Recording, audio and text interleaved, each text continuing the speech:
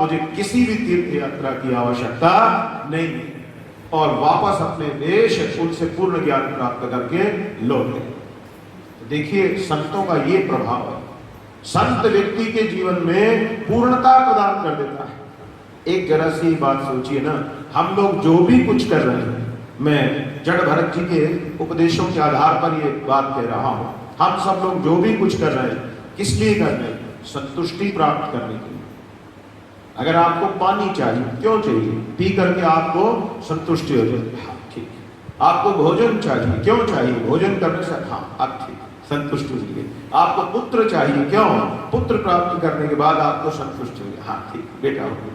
आपको बेटे के लिए अच्छा व्यापार चाहिए, क्यों चाहिए? क्योंकि व्यापार अच्छे से आपको संतुष्टि हो गया, अब ठीक। अगर आप अपने जीवन का अध्ययन करेंगे तो मूल रूप से आप देखेंगे आप संतुष्टि को ही ढूंढ रहे हैं, बाकी अन्य अन्य कारण आप बना लेते हैं। ये करूंगा तो संतुष्टि होगी। हम श्रीमद् भागवत की कथा में यहां बैठे, क्यों बैठे? भागवत की कथा सुनेंगे तो हमको कुछ आत्म संतुष्टि मिलेगी, कुछ अंदर संतोष पैदा होगा, समतोष, इस प्रकार से ना, समत्व में ही, उस ब्रह्म में ही तोष हो जाना, सेटिस्फाइड, किसमें? आत्मरूप, आत्मरति रहे बचा। तो इस प्रकार की स्थिति को पाने के लिए हमारी प्रत्येक चेष्टा है। हम सुबह सुबह सोचते हैं थोड़ा वॉक कर लें, क्यों? उससे हमको थोड़ा ठीक हो जाएगा, शरीर ठीक रहेगा तो क्या होगा? आत्मसंतुष्टि रहेगी, चलो मैं ठीक हूं। प्रत्येक चेष्टा मनुष्य की आत्मसंतुष्टि के लिए, और वो आत्मतोष ब्रह्म ज्ञान हुए बिना नहीं हो सकता, अन्यथा वो खंडित खंडित मिलता है। थोड़ी देर के लिए होती है, फिर गड़बड़ हो जाती, पानी पिया थोड़ी देर के लिए चुप, थोड़ी देर बाद फिर प्यास लग जाती है। भोजन किया, सुबह किया तो दोपहर में फिर चाहिए, दोपहर को किया तो रात में फिर चाहिए, रात को किया अगले दिन फिर चाहिए। क्योंकि उस पूर्ण संतुष्टि को यदि अन्य लौकिक चेष्टाओं के बल पर अचीव किया जा सके तो फिर कोई मूर्ख है क्या जो ब्रह्म ज्ञान के मार्ग पर आगे बढ़े? इसलिए ब्रह्म ज्ञानावलंबन की अवस्था में ही सदा सदा के लिए, वो अनंत ब्रह्मानंद की अवस्था में ही पूर्ण संतोष, पूर्ण शांति, सदा वो शिव स्वरूप शांति लाभ की जा सकती है। अन्यथा थोड़ी देर के लिए मिलेगी फिर बिगड़ जाएगी, मिलेगी फिर बिगड़ जाएगी, क्योंकि वो मिली ही नहीं है। हम केवल यूं ही मान लेते हैं कि मिल गई है, मिलने के बाद वो नष्ट नहीं हो सकती। इस प्रकार का उपदेश सुनने के बाद रघुगण ने अपने घर लौटने का निर्णय किया कि मेरा भटकाव रुक गया, अब मुझे केवल और केवल अपने आचार्य से मिले उपदेश के अनुसार आगे बढ़ना है। तो बोलिए जड़ भरत महाराज की जय। इसके बाद उन्होंने वन में जाकर स्वयं को आत्म समाधिस्थ किया और योगाग्नि से अपने उस देह को त्याग किया और वे ब्रह्म में लीन हो गए। तो मित्रों, इस प्रकार जड़ भरत महाराज का ये विवरण समाप्त होता है। इसके बाद श्रीमद् भागवत में उस समय का भूगोल वर्णन किया गया है। यद्यपि भागवत की जो भूगोल है वो वर्तमान काल में जो भूगोल है उससे मेल नहीं खाता, तो ये कोई आश्चर्य की बात नहीं है। समय के साथ साथ बदलाव होता रहता है, नदियां भी अपना मार्ग बदल लेती हैं, ये तो हम सब जानते ही हैं। तो इसीलिए उसका वर्णन कभी कभी करते हैं तो लोगों को लगता है कि क्या काल्पनिक बातें, ऐसा तो कुछ नहीं है। लेकिन ऐसा कुछ नहीं है, एक समय भेद होने से भूगोल में परिवर्तन होना सामान्य बात है, उसमें कोई आश्चर्य की बात नहीं। इसके बाद श्रीमद् भागवत में नरकों के वर्णन का विषय आरंभ होता है और नरकों के इस विषय में बहुत सुंदर चर्चा की है परीक्षित महाराज जी ने और सुखदेव जी ने। आजकल अनेक लोग हैं जो ये कह देते हैं अरे नरक स्वर्ग कुछ नहीं है, जो कुछ है सब यही है। आपने भी ये सामान्य बात सुनी होगी, लोग ऐसे बोल देते हैं अरे सब यही है, ये जो आदमी ज्यादा रो पीट रहा वो नरक हो गया और जो ज्यादा हंस बोल रहे हैं, खुश है, खा पी रहे हैं, बढ़िया वो स्वर्ग है। लोगों का यही विचार है। इसी विचार के कारण स्वयं श्रीमद् भागवत के शब्द जरा सुनिए। महाराज परीक्षित ने प्रश्न किया, नरका नाम भगवन् किम देश विशेष अथवा बहिस्त्रिलोक्या आहो स्वेदंतराल इति। परीक्षित भी जानते हैं कि लोगों के मन में यही शंका रहती है। परीक्षित ने विशेष प्रश्न किया, नरका नाम भगवत किम देश विशेषा? हे प्रभु, हे सुखदेव जी, क्या नरक कोई स्थान विशेष है?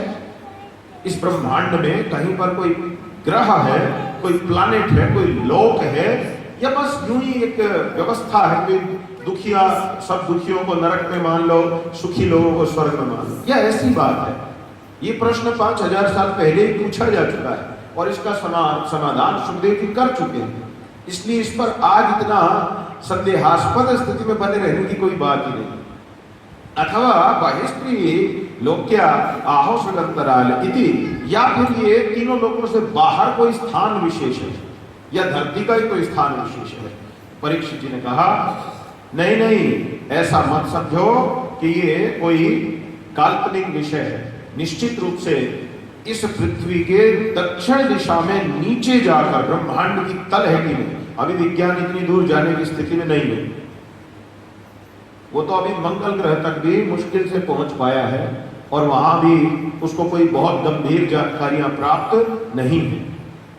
और वहां की जो आध्यात्मिक पक्ष हैं, जो शास्त्रीय पक्ष हैं, उनके विषय में तो उसे अभी कुछ भी नहीं समझ आया है। वो धरती को ही नहीं समझ पा रहा आध्यात्मिक रूप से, तो उस विषय को तो कैसे जानेगा? इसीलिए कोई शंका की बात नहीं है। उन्होंने कहा कि जहां पर पितृलोक है, जहां पर अग्निश्वात आदि पितृ देवता वास करते हैं, उसी के निकट में ये नरक लोक है। शास्त्रों में कहा है जितने प्रकार की योनियां हैं उतने ही प्रकार के नरक लोक हैं। 84 लाख प्रकार की योनियां हैं, तो नरक में कितने हुए? 84 लाख प्रकार के। एक कर्म विशेष के अनुसार एक विशेष प्रकार के नरक की प्राप्ति होती है। तो हमारे हिंदुओं का ये सौभाग्य है, धर्म शास्त्रों में वो कर्म बताए गए हैं, कौन सा कर्म हमें किस नरक की ओर ले जा सकता है, जिससे मनुष्य स्वयं को उस बुरे कर्म से बचा ले। ये कोई डराने के लिए नहीं है। अभी आजकल क्या है कि कई लोग बोलते हैं, अभी हम द्वारका में एक सत्संग कर रहे थे शिवरात्रि पर, अभी जो श्रावण मास की शिवरात्रि थी, तो वहां एक व्यक्ति ने कहा, आज पीपल में जल देने की व्यवस्था ना ऋषि मुनियों ने इसलिए बना दी जिससे कि लोग इस पीपल को ज्यादा पालेंगे तो ऑक्सीजन की समस्या नहीं होगी। तो मैंने पूछा कब बनाई ये व्यवस्था? बोले वैदिक काल में। तो मैंने कहा उस टाइम फैक्ट्रियां बहुत ज्यादा थी क्या? ऑक्सीजन की कमी हो गई थी जो उन्होंने ये व्यवस्था बनाई कि भाई पीपल की संख्या बढ़ाओ, ऑक्सीजन के बिना बुरा हाल हो चुका है। तो जो परिस्थिति ही नहीं थी तो ये नकली व्यवस्था वो क्यों बनाते? और आपको क्या लगता है कि ऋषियों पर लोगों को शक रहता था क्या ये बेवकूफ बना सकते हैं, तो इसलिए वो घुमा फिरा करके ऐसा काम करें? वो सीधे ही ना बोल देते, भाई ऑक्सीजन की कमी हो रखी है और तुम हमारे शिष्य हो, कल से सारे पीपल लगाओ और पानी दो। आजकल के नास्तिक लोग भी मान लेते हैं, पर्यावरण बिगड़ रहा है, पेड़ लगाओ, पानी दो, अच्छे से ठीक रहेगा, वो भी करने लग जाते हैं नास्तिक भी। तो वैदिक सभ्यता के लोगों को आप इतना गया गुजरा समझते हैं कि उन्हें बहकाना पड़ता था। नहीं, इसमें तुम्हारे देवता बैठे हैं, वे शांत हो जाएंगे, खुश हो जाएंगे, तुम इस चक्कर में पानी दो, फिर पानी देने से बाद में ऑक्सीजन बढ़ जाएगी और बस कह देंगे ठीक हो गया। ऐसा कुछ नहीं। धर्म पक्ष को न जानने के कारण लोग अपने बैठे बैठे अपने पता नहीं कैसे कैसे कल्पनाएं करते रहते हैं। वास्तव में पीपल में जल देने का बड़ा महात्म्य है। पीपल में जो व्यक्ति जल देता है, पीपल की परिक्रमा करते हुए जो श्री हनुमान चालीसा जी का नित्य नियम से पाठ करता है, उसके जीवन में कभी कोई तांत्रिक प्रयोग कुछ भी कर ले संभव ही नहीं असर कर जाए। विश्वास ना हो तो आजमा के देख लीजिए। अगर आपको ये भ्रम हो जाए कि कोई हमें तंग कर रहा है, परेशान से, सीधी बात, हनुमान चालीसा का पाठ करते हुए पीपल महाराज की परिक्रमा कर, सब स्वाहा। बजरंग बली के सामने कोई टिक नहीं सकता है। तो वहां ऑक्सीजन निकालेंगे, हनुमान जी ऑक्सीजन लाएंगे, आपके घर में से कार्बन डाइऑक्साइड बाहर निकाल करके ऑक्सीजन भरेंगे क्या? कैसी बात करते हैं लोग? कहाँ अपने विचार विलास को वो कवि के हृदय की भांति जब किसका क्या अर्थ कर ले वो उनकी माया है, भगवान जानते हैं। तो ऐसा कुछ नहीं है। इसी प्रकार नरक कोई कल्पना का नाम नहीं है, नरक एक लोक है। आज का विज्ञान नहीं जानता तो क्या हुआ? पहले तो वो ये भी कहता था धरती के अलावा जीवन की कहीं संभावना नहीं है, लेकिन अब वो मान रहा है कि नहीं, एलियंस हो सकते हैं और वो हमसे अधिक ताकतवर हो सकते हैं। जैसे आदमी जब मरता है तो दूसरे शरीर में प्रवेश कर जाता है। बहुत सुंदर प्रश्न है, समझिए आपका तो भाव। उसके बाद में फिर नर्क कहाँ से आया? जब वो मरने के बाद दूसरे शरीर ही ना, हाँ। तो फिर नरक बीच में कहाँ से आया? बहुत सुंदर प्रश्न है। कैसे हुआ? बहुत सुंदर, बहुत सुंदर। इसको भी साथ साथ ही ले लेंगे आपकी बात को। देखिए, जैसे ही मृत्यु होती है, ऐसा नहीं है कि मृत्यु हुई तुरंत दूसरे शरीर में, ऐसा नहीं है। और दैहिक क्रियाएं 1 वर्ष तक चलती है। इसीलिए आपने देखा होगा किसी व्यक्ति का 13वीं कर्म किया जाता है, षोडशाह श्राद्ध इत्यादि कर्म किए जाते हैं। उसके बाद जब उसे 6 मास पूर्ण हो जाते हैं तब भी कुछ कर्म किए जाते हैं। 1 वर्ष तक पीपल में जल, गाय को रोटी और पीपल की परिक्रमा, उसके लिए प्रार्थना इत्यादि का कर्म चलता है। क्योंकि हमारे यहाँ का 1 वर्ष बीत जाता है यमराज जी के निकट उसे पहुंचकर उसके कर्म आदि का निर्णय होकर उसकी योनि का निर्णय होने, और वहां पर यमराज जी ये निर्णय करते हैं कि इस व्यक्ति को हमें पहले दारुण दुखों में डालना है, अर्थात नरक में अथवा स्वर्ग में इसको भोग कराना है। नरक में भी जो जीवन मिलता है वो भी एक योनि विशेष है, वहां भी जीव को एक शरीर विशेष की प्राप्ति होती है। उस शरीर विशेष में जाके नरक में अपने कर्मानुसार कष्ट को भोग लेता है। फिर उसके बाद पुनः यमराज जी निर्णय करते हैं कि इतना पाप हमने इससे भुगतवा लिया, अब इसे मनुष्य लोक में, मृत्यु लोक में पुनः किस योनि में डालना है। ऐसा नहीं है कि भाई हम आज यहां प्राण छूटे, चुटकी बजते ही दूसरे शरीर में हमारी एंट्री हो गई। वो हिंदी फिल्मों में हो जाता है कि अभी मरा और फट से कहीं दूसरे की गोद में बच्चा खेल रहा है कि तो वही आ गया। इतनी शीघ्रता से कार्य नहीं होता है। इसीलिए हमने कहा ना, धर्म शास्त्र को जानना पड़ेगा, यहां से सीखना पड़ेगा, तभी सब निर्णय, क्योंकि ये सब अज्ञात है। ऐसा विषय तो है नहीं जो बुद्धि के बल पर जाना जा सके। ये तो ऋतंभरा प्रज्ञा से ऋषियों ने जो वर्णन किया है उसी के बल पर हम निर्णय कर सकते हैं कि कहां किसके साथ किस प्रकार से क्या होता है। ठीक, अब आरंभ करते हैं कि किस कर्म से किस विशेष प्रकार के नरक की और नारकीय यातना की प्राप्ति होती है। तो कहते हैं जो पुरुष दूसरे के धन, ध्यान से सुनते जाइएगा, धन, संतान, स्त्री का हरण करता है, उसे अत्यंत भयानक यमदूत कालपाश में बांधकर तामिश्र नामक नरक में गिरा देते हैं। किसको तामिश्र नरक मिलता है?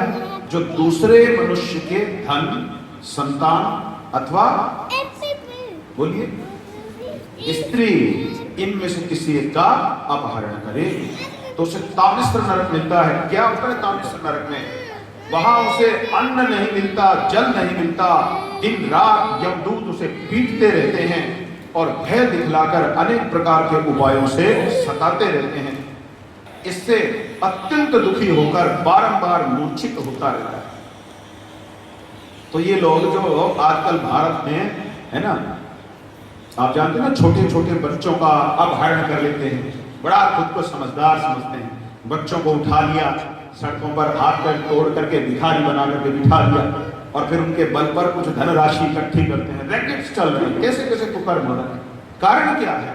उन्हें ये बोध ही नहीं है कि उन्होंने संतान का अपहरण किया है। और इसमें मैं क्या कहूं आप लोगों से, बड़े तथाकथित स्वयं को सभ्य के रूप में प्रस्तुत करने वाले इसी समाज में बैठे हुए लोग ऐसे रैकेट्स के अंदर शामिल पाए जाते हैं।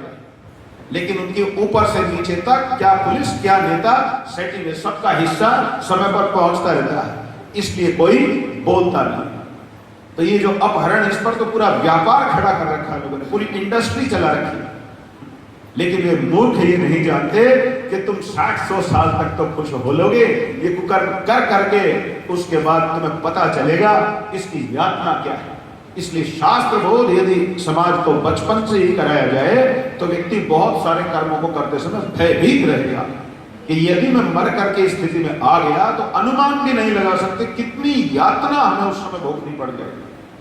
तो इसलिए अपहरण इंडस्ट्री वाले अभी तो खुश हो रहे हैं, लेकिन इनका जो भविष्य है दारुण दुखमयी। हमें कोई जल्दबाजी मचाने की आवश्यकता नहीं कि ना भगवान यही इनके हाथ पैर तोड़े तो माने। जल्दबाजी करने की आवश्यकता नहीं है। हमें लाइव टेलीकास्ट देखने की भी जिद लगाने की आवश्यकता नहीं। लाइव टेलीकास्ट तो हम उनका भी नहीं देखते जिनको पुलिस जेल में पकड़ करके 3rd डिग्री टॉर्चर देती है। हम कहाँ देखते हैं क्या हुआ, लेकिन जिनका होता है उनको होता तो है ही। इसी प्रकार नारायण अगर उनको नरक व्यवस्था के द्वारा दंडित करते हैं तो हम आस्थावानों को भरोसा होना चाहिए कि मेरे प्रभु अवश्य न्याय करेंगे, कोई चिंता की बात नहीं है। अगला दंड सुनिए। इसी प्रकार कहते हैं, जो पुरुष इस लोक में क्रूर मनुष्य की तरह अपना जीवन चलाते हैं, अपना पेट पालने के लिए जीवित पशु या पक्षियों को काट करके पका करके खाते हैं, तो श्रीमद् भागवत का निर्णय है, यस्त्विह व उग्रह पशु पक्षिणो व प्राणाद उपरंधयति तमप करुणम पुरुषादैरपि विग्रहितमूत्रम यामानुचराः कुंभीपाके तप्ततैले उपरंधयन्ति। भागवत का निर्णय सुन लीजिए, उसके बाद मांसाहार आप छोड़ दें। आप लोग तो सज्जन हैं, मेरा कहने का भाव है जो बाहर की दुनिया में लोग ऐसा कर्म करते हैं उनको बताइए ये बात। लोगों को पता नहीं है कि अनजाने में कितनी बड़ी गलती हो रही है। आधुनिक विज्ञान ने कह दिया कि प्रोटीन के लिए मार के खा जाओ जानवरों को, विटामिन के लिए खा जाओ। अरे सारा प्रोटीन तो दाल में भी है, एक कटोरी दाल आधा कटोरी प्रोटीन है, अगर सीधे शब्दों में कहें। फिर किसी जीव को मार करके खाने की क्या आवश्यकता है। यहां कहते हैं, जो क्रूर मनुष्य इस लोक में अपना पेट पालने के लिए जीवित पशु या पक्षियों को रांधता है, उस हृदयहीन राक्षसों से भी गए बीते पुरुषों को यमदूत कुंभी पाक नरक में ले जाकर खौलते हुए तेल में, उबलते हुए तेल में डाल देते और पकौड़ों की तरह तल डालते। और वहां समस्या ये है, नरक लोक में एक समय सीमा निश्चित की जाती है। मान लीजिए 1 लाख वर्ष के लिए समय सीमा दे दी। अब वहां का जो शरीर है वो हमारे इस पृथ्वी लोक के शरीर जैसा नहीं है। यहां तो आप किसी को तेल में डालोगे क्या होगा, 2 मिनट में भुन करके मर जाएगा। लेकिन वहां जो शरीर मिलता है, नरक शरीर इस प्रकार का है, यातना इससे अधिक होगी, लेकिन मृत्यु तभी होगी जब वहां उसका जो टाइम बाउंड किया गया है उतने समय के बाद। अगर किसी का समय 1 लाख वर्ष माना है तो 1 लाख वर्ष तक रोज सुबह पकड़ के लाएंगे, तेल में उबालेंगे, खूब यातना देंगे, वो बिलबिलाता रहेगा, जलता रहेगा, भगता रहेगा, फिर उसको छोड़ देंगे। अगले दिन फिर पकड़ के लाएंगे, फिर अब जो माताएं रसोई घर में कार्य करती हैं वे अनुमान लगा सकती हैं, रसोई में कुछ बनाते समय गर्म तेल की एक छींट भी अगर हाथ में लग जाए तो क्या होता है। अब आप अनुमान लगा दीजिए, जब तेल के कढ़ा में, उबलते हुए तेल में डाल करके हमारा ही पकौड़ा बनाया जाएगा, तब पता चलेगा कितना प्रोटीन अंदर है और कितना विटामिन अंदर है। तो इसलिए धर्मशास्त्र की इस आज्ञा का पालन करिए और मांसाहार से मुक्ति पाए। हिंदुओं को इस पर विचार करना चाहिए। आगे कहते हैं, जो मनुष्य इस लोक में माता, ये भी ध्यान दें, बहुत गंभीर शिक्षा है, यस्विह पित्रे विप्र ब्रह्म ध्रुव सकाल सुख संज्ञ के नरके अयुत योजना परिमंडले ताम्रमय तप्त खले। क्या कहते हैं, जो मनुष्य इस लोक में अपनी माता, अपने पिता, अपने ब्राह्मणों और अपने वेद शास्त्रों से विरोध रखता है, उसे यमदूत काल सूत्र नामक नरक में ले जाते हैं। इसका घेरा यानी कितना बड़ा है, 10,000 योजन। 1 योजन यानी 8 मील, लगभग आप कह सकते हो 80,000 मील, बल्कि थोड़ा और बढ़ा लीजिए, किलोमीटर में लाएंगे तो 1 लाख किलोमीटर का इसका क्या बोलेंगे इसका हम, परिधि, पेरीमीटर कितना है, 1 लाख किलोमीटर इसका काल सूत्र नामक नरक का। इसकी भूमि तांबे की बनी हुई है। यहां पर तो मिट्टी की भूमि, वहां तांबे की इसकी भूमि बनाई गई है। जो इसमें जो तपा हुआ मैदान है वह ऊपर से सूर्य के द्वारा। अब तांबे को अगर आप धूप में रखोगे तो क्या होगा, वो तो उबल जाएगा। और इस तांबे के ग्राउंड के नीचे आग जल रही है। तो नीचे से भी उसको गर्म किया जा रहा है, ऊपर से भी गर्म। हाथ पांव बांध करके माता, पिता, ब्राह्मण, वेद, इन सबसे बैर विरोध रखने वाले के हाथ पांव बांध करके डाल देते हैं और कहते जा पार कर। अब वो शरीर कैसा है, यातना तो पूरी होगी लेकिन नष्ट नहीं होगा जब तक समय पूरा ना हो जाए। ये प्रभु ने वहां विशेष व्यवस्था कर दी। तो इसलिए नरकों के विषय में अध्ययन करना चाहिए। इससे मनुष्य को भय बिन प्रीत न होई, वो सूत्र समझ में आएगा कि या तो सुधर जा, अन्यथा बहुत बड़ी यातना हमारी बाट देख रही है। इस 80-100 साल में हम ज्यादा हीरो बनने की कोशिश न करें, बल्कि एक शुद्ध सज्जन मनुष्य के रूप में जिए, इसी में हमारी भलाई है। अन्यथा यदि प्रकृति ने अपना ऑपरेशन चालू कर दिया तो हमारी एक अस्थि पंजर सबका इलाज वो करना जानती है। तो इस प्रकार यहाँ अनेक प्रकार के नरकों का वर्णन किया है। मैंने आपको थोड़ी सी झांकी दिखानी थी, सो दिखा दी। कभी इन प्रसंगों पर विस्तार से यदि चर्चा का अवसर आया तो नरक के ही विषय को बना करके एक पूरी प्रवचन श्रृंखला रखी जाएगी, जिसमें नरकों की ही मीमांसा होगी सब शास्त्रों से। क्योंकि हमारा अभ्यास केवल भागवत पर नहीं है, हमारा अभ्यास 18 महापुराण, 18 उपपुराण, 18 औपपुराण तीनों पर एक साथ विचार करने का है। तो इसलिए हमारा जो अभ्यास है इसी प्रकार से होता है। अगर नरक, तो सब शास्त्रों से सब वचनों को संकलित करेंगे कि नरक के विषय में क्या कह रहे हैं, यानी कि एक ही ग्रंथ से नरक की मीमांसा करके और आगे बढ़ जाए। तो हमने आपको थोड़ी झलक दिखा दी। इस प्रकार श्रीमद् भागवत के पंचम स्कंद की कथा पूर्ण होती है। बोलिए श्रीमद् भागवत भगवान की जय हो। अब षष्ठम स्कंद की ओर हम प्रवेश करेंगे मित्रों। आरंभ ही होता है कहां से? अजामिल की कथा से। और अजामिलोपाख्यान में इस कथा में ये देखा गया कि एक ब्राह्मण जो अत्यंत तपस्वी परिवार का बच्चा था, अपने माता पिता की सहायता करता था। आचार्य जी की जय हो। आचार्य जी के श्री चरणों में प्रणाम समर्पित है।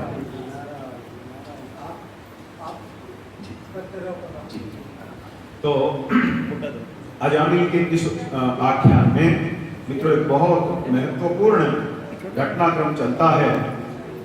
और ब्राह्मण परिवार का ये संतान सदा भगवान के भजन में लगा रहता है, लेकिन दुर्भाग्य ने एक दिन उसे नहीं छोड़ा।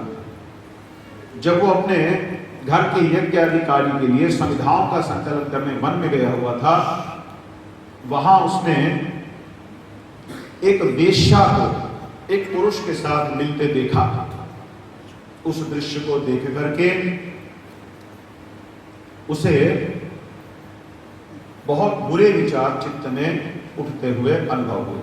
वो सोच में पड़ गया कि ये हो क्या रहा, क्योंकि वो इन सब चीजों से दूर था। उसने कभी ऐसा दृश्य नहीं देखा था, किंतु आज उसने ये पापपूर्ण दृश्य देखा तो वो घर आकर के भी उसे भूल न पाया। उसके मन में वही बात चक्कर काटती रही और अंततः उसने उस वेश्या से जाकर मिलना चाहा। अपनी पत्नी तक को त्याग दिया, माता पिता को त्याग दिया, परिवार को त्याग दिया और उसी के साथ बिल्कुल घुल मिल करके रहने लगा। उसी को पत्नी बना लिया। हालात यहां तक बने अनेक संतानें उससे उत्पन्न कर ली। बिल्कुल पतन के चरम पर जा पहुंचा, लेकिन सौभाग्य से छोटे बालक का नाम नारायण रख लिया। बोलिए नारायण भगवान। तो नारायण नाम रख लेने का लाभ ये हुआ कि अब उसको खिलाते पिलाते पुकारते सब समय मुंह से निकलता, नारायण इधर आ, नारायण ले ये पानी ले ले, नारायण ले खा ले। अरे नारायण क्या कर रहा है? नारायण बैठ जा, नारायण लेट जा। अब भगवान का तो जो नाम है उसकी महिमा ऐसी है कि कोई व्यक्ति किसी भी प्रकार से, सही गलत, ऐसा वैसा, जैसा तैसा, किसी भी कारण से अगर जिह्वा पर प्रभु के नाम का उच्चारण करने का सौभाग्य बन रहा है तो समझ लीजिए उस जीव का सौभाग्य उदित तो हो चुका है। हम लोगों को भी यह अभ्यास करना चाहिए। वैसे हमारी परंपरा में तो महाराज जी जानते ही नारायण बोलने की एक परंपरा ही है। सभी लोग यही बोलेंगे नारायण, मिलते ही नारायण, नमो नारायण। महाराज जी भागवत के टीकाकार श्रीधर स्वामी, श्रीधराचार्य जी, वो श्रीधराचार्य लिखते हैं अपनी टीका में, सर्व पाप क्षयम याति स्मरताम तमहर्निशम। भगवान के नाम का स्मरण रात करे सारे पाप नष्ट हो जाते हैं। सारे पाप स्मरताम सर्व पाप क्षयम याति स्मरताम तमहर्निशम। हाँ। तो आप देखिए भगवान नाम की महिमा। अच्छा, श्रीमद् भागवत की शैली देखिए, व्यास जी ने कितने तरीके से लिखा है। इस कथा के ठीक पहले नरकों का वर्णन किया ताकि अच्छे से चित्त में भय उत्पन्न हो। भाई पाप तो बहुत भयंकर चीज है, और इसके तुरंत बाद नाम की महिमा मिलाए कि डरो मत, एक रक्षक है। भाव प्रभाव अलग अलग नाम जप जी, वाह वाह, बहुत सुंदर। तो आप देखिए नरकों का वर्णन करके नाम की महिमा मिलेगी। तो ये भी तो एक कला है, साहित्यिक, उनकी जो साहित्यिक योग्यता है वो झलक रही कि नहीं, कि पहले नरकों का वर्णन, हर कोई घबरा गया, नरक तो बहुत है कहीं हमारा नंबर आ गया तो क्या होगा। और फिर एकदम से अजामिल की कथा में आते हैं और बताते हैं कि अजामिल ने नरक में जाने के लिए अपना पूरा इंतजाम कर ही लिया था। वो सब पाप उसने कर डाले जिनको जीवा से भी हम क्या कहें, आप संक्षेप में इतना ही जानते हैं। लेकिन सौभाग्य से बालक का नाम नारायण, बस यही उसकी एक योग्यता बन गई, और दिन रात उठते बैठते भगवान के इस नाम का पुत्र मोह में उच्चारण करता रहता है। और नारायण नारायण नारायण बोलते रहने का फल ये हुआ कि कहीं न कहीं इस नाम ने उसके सब पापों को नष्ट कर दिया। अब काल तो एक दिन सबका आता ही है, मृत्यु को तो आना ही है। तो अजामिल की भी मृत्यु का समय आ गया। जब अजामिल प्राण त्यागने वाला है तो उस समय उसने अपने निकट चार यमदूतों देखा, और जब यमदूत उसके सामने आए तब वो घबरा गया। यमदूतों ने जब मृत्यु पाश उसकी ओर फेंका और वे उसके प्राणों को जब कर्षण करने लगे, खींचने लगे, तब वो उसका गला, मृत्यु के समय गला रूंध जाता है, ठीक से उसकी बोल किसी प्रकार से हिम्मत करके। अब उसकी समझ में नहीं आ रहा था कि मेरे साथ क्या हो रहा है। अपने उसका मोह तो दिन रात छोटे बालक, तो अपने बालक को नारायण नारायण नारायण, इस नारायण बचाओ, नारायण बचाओ, कि ये क्या हो रहा, मैं तो गया, बचाओ बचाओ। तो नारायण नारायण मुख से उच्चारण। अब धर्मशास्त्र कहता है कोई किसी भी प्रकार से भगवान के नाम का यदि उच्चारण करता है तो शेषनाग की सैया पर वे सो नहीं सकते, लेटे नहीं रह सकते, वे उठ करके भाग लेते हैं कि किसने मुझे ब्रह्मांड में किस कोने से पुकारा है, और वे भगवान रक्षक की भांति दौड़ पड़ते हैं। तो ऐसी ही अद्भुत घटना आज घटने वाली है। महाराज जी क्षमा करेंगे, गजराज ने ग्राह ने पकड़ा गज को और नीचे खींचने लगा, तो गजराज ने पुकारा भगवान उसके लिए भी आ गए। जी। एवं गजेंद्र मुपवर्णित निर्विशेषम, भागवत, एवं गजेंद्र मुपवर्णित निर्विशेषम ब्रह्मादयो विविधलिंग विधाभिमाना नैते यदोपसृ निखिलात्मकत्व तत्राखिला मर्मयो हरिराविरासि तम तद्वदार्थमुपलभ्य जगन्निवासः स्तोत्रं निशम्य दिविजय सहस्रस्तुवद्भिः छन्दोमयेन गरुडेन सबूयमानः चक्रायुधोऽभ्यगमदाशु यतो गजेन्द्र सोमतः सरस्युर्बलेन गृहीतः। नारायण नारायण, गजराज के लिए भी पहुंच गए। अब वो तो पशु है, नारायण, हाँ, पशु के लिए, जबकि अजामिल तो फिर भी मनुष्य है, वो तो नारायण का उच्चारण कर सकता है। अब आप समझ सकते हैं, है ना, गजेंद्र किस प्रकार से नारायण बोलेगा बस। और वो तो ये भी खैर वो उसी प्रसंग में करेंगे, उनका यहीं पर रहते हैं। तो इस प्रकार से अजामिल जब इस अवस्था में है तो अचानक जब उसके प्राणों को बिल्कुल खींच ही लिए, आवाज आई ठहरो। यमदूतों को आश्चर्य हुआ, क्या कोई हमको भी रोक सकता है? तो उनका ध्यान गया कि कौन है। उसने भगवान के नारायण नाम का उच्चारण किया था। नारायण महाराज जी चार ही बनेंगे, नारायण, तो चार ही भगवान के पार्षद वहां उपस्थित हुए, और चारों पार्षद उपस्थित हुए हैं। आवाज आई है ठहरो, इसे लेकर नहीं जा सकते। अब सोचिए, देखिएगा भगवान की कृपा।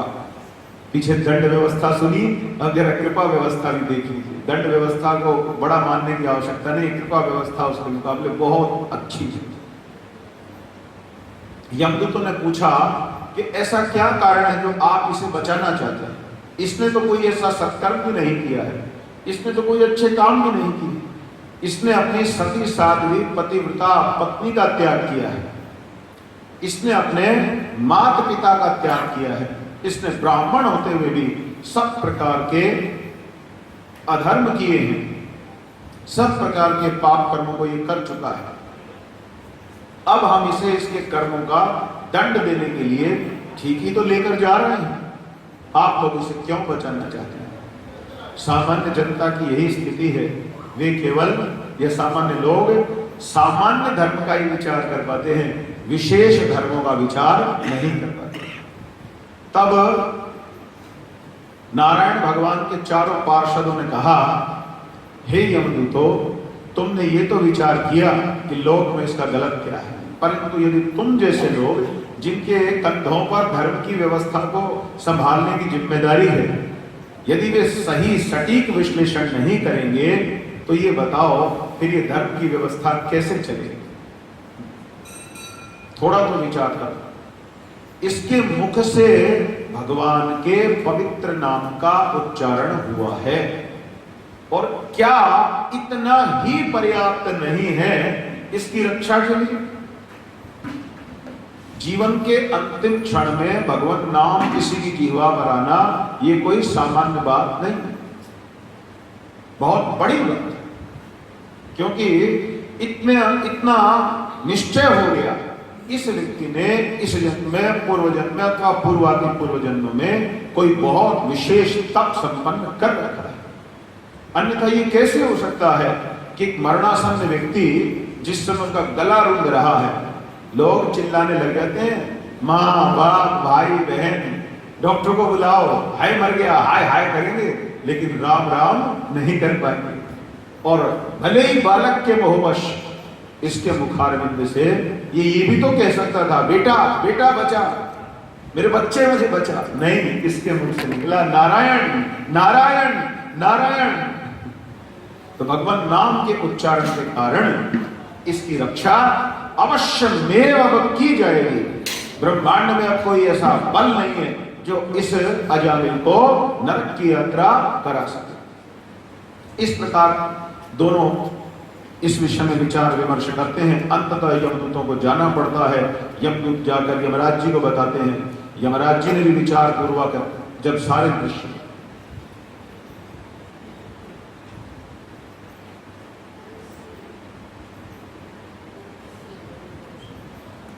तो अब ये तो निश्चित ही हो गया कि उसकी रक्षा होनी। अब यमदूत चले गए और ये नीचे लेटा लेटा ये दोनों तरफ की वार्ता सुन रहा था। एक बार इधर देखे, एक बार उधर देखे, पता नहीं आज क्या होगा, ये यमदूत मुझे ले जाएंगे या